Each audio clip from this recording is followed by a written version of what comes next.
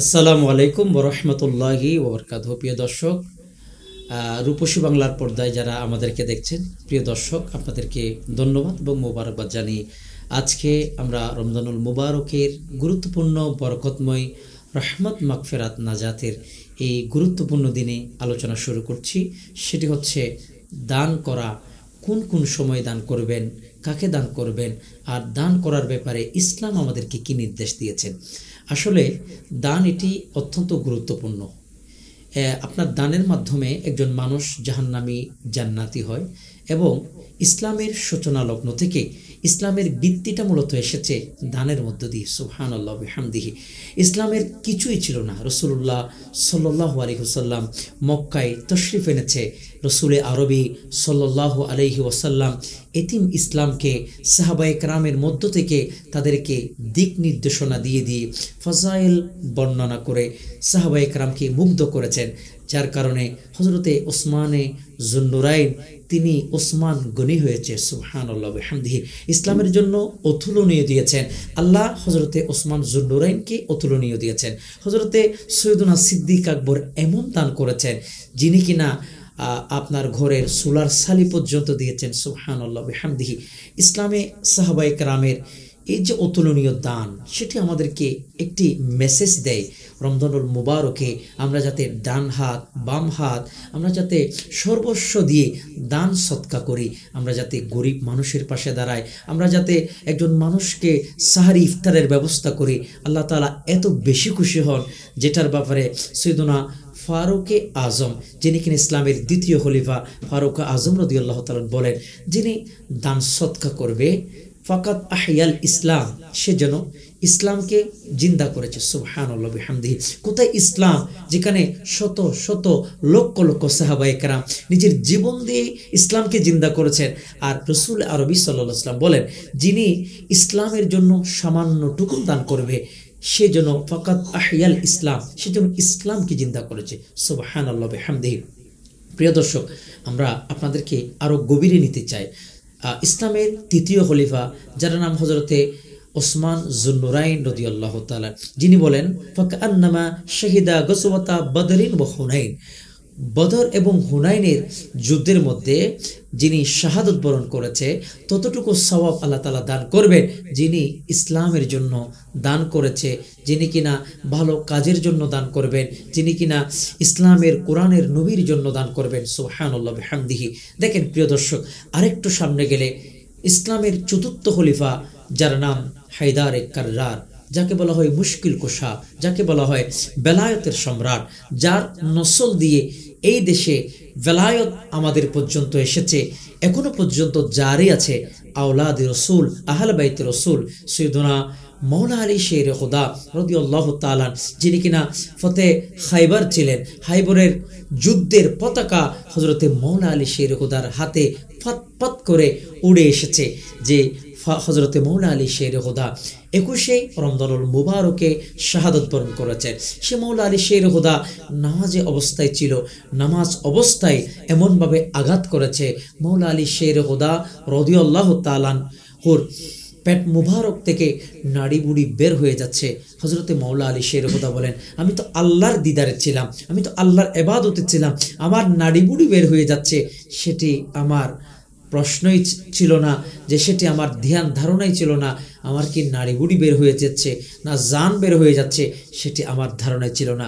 এত বড় একজন সাহাবী, যার নাম হযরতে মওলা আলী শের খুদা, যিনি হযরতে হাসান এবং হুসাইনের আব্বাজান। সুবহানাল্লাহ বিহামদিহি।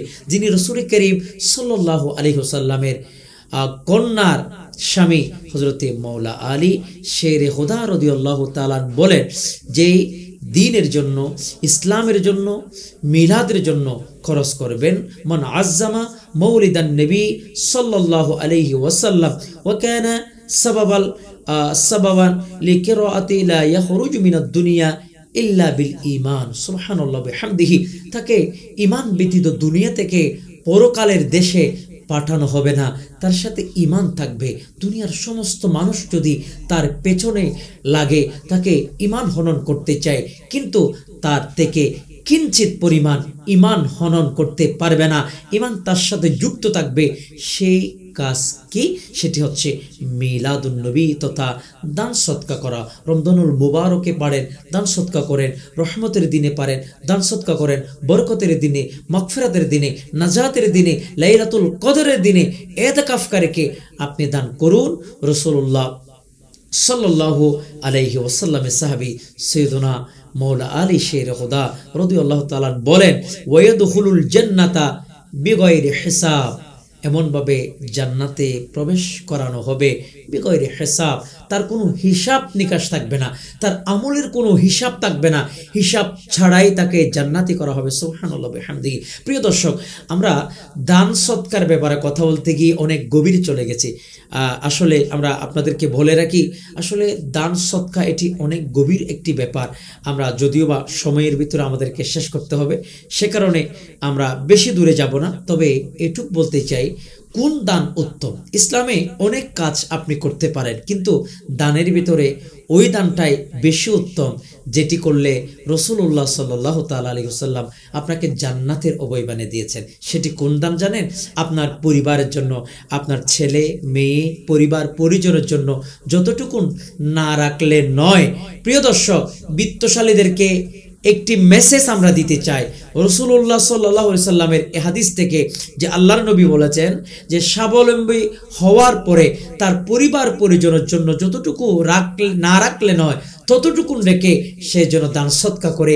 এটি হচ্ছে আল্লাহ তাআলার কাছে সবচেয়ে উত্তম সৎকা, উত্তম দান। সুবহানাল্লাহ বিহামদিহি। প্রিয় দর্শক, আপনার বাড়ির পাশে আপনার চাচাতো ভাই, আপনার খালাতো ভাই, আপনার চাচাতো বোন, আপনার খালাতো বোন, আপনার আত্মীয় স্বজন যারা ক্ষুধার্ত আছে তাদেরকে ক্ষুধা নিবারণ করার জন্য দান করা, এটি হচ্ছে রাসূলুল্লাহ সাল্লাল্লাহু আলাইহি ওয়াসাল্লামের ধারণা তথা রাসূল করিম সাল্লাল্লাহু আলাইহি ওয়াসাল্লামের হাদিস থেকে বোঝা যায় উত্তম দান। সুবহানাল্লাহ বিহামদিহি।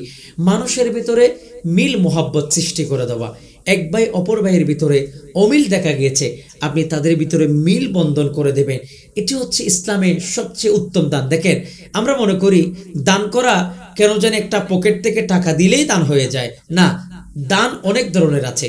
আপনি দুই ভাইয়ের ভিতরে অমিল করে দিলেন, এটি কিন্তু আপনি গুনাহগার হলেন। আর যদি দুই ভাইয়ের ভিতরে মিলবন্ধন সৃষ্টি করে দেন, এটি আপনার জন্য বিশাল একটি দানের সওয়াব আল্লাহ তাআলা আপনাকে দান করবেন। প্রিয় দর্শক, কোনো মানুষকে পানি পান করানো, এটি হচ্ছে উত্তম দান। রাসূলুল্লাহ সাল্লাল্লাহু আলাইহি ওয়াসাল্লামের হাদিসে পাকে এটিও আছে যে দুষ্প্রাপ্য সময়ে দান করা সবচেয়ে উত্তম দান। প্রিয় দর্শক, ওয়ারিসদেরকে ধনী রেখে যাওয়া, এটি আরেকটি উত্তম দান। প্রিয় দর্শক, সর্বোত্তম ধনী ব্যক্তি যা রেখে যায় সেটি তার পরিবারের জন্য উত্তম।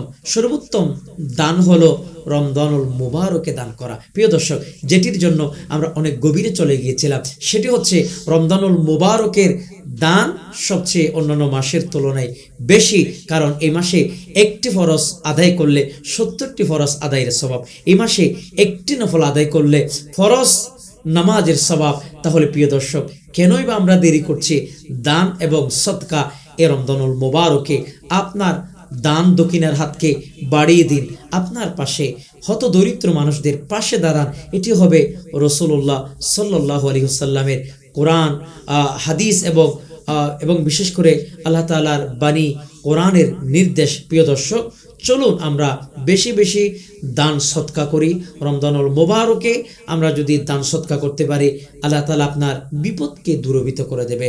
as-সাদাকাতু তারুদ্দুল বালা, সৎকা মানুষের বিপদকে দূর করে দেয়। প্রিয় দর্শক, সৎকা মানুষের দরজাতকে বুলন্দ করে দেয়, সৎকা মানুষের গুনাহগুলোকে মাফ করে দেয়, সৎকা আল্লাহ এবং বান্দার সাথে সম্পর্ক গভীর করে দেয়। প্রিয় দর্শক, সৎকা তার পরিবারের বিপদকে দূর করে দেয়, সৎকা মানুষকে ধনী করে, মানুষকে গরিব থেকে মুক্তি দিয়ে তাকে উচ্চ বিত্তশালী মানুষ করে দেয়। প্রিয় দর্শক, চলুন আমরা বেশি বেশি রমজানুল মুবারকের মধ্যে দান সৎকা করব।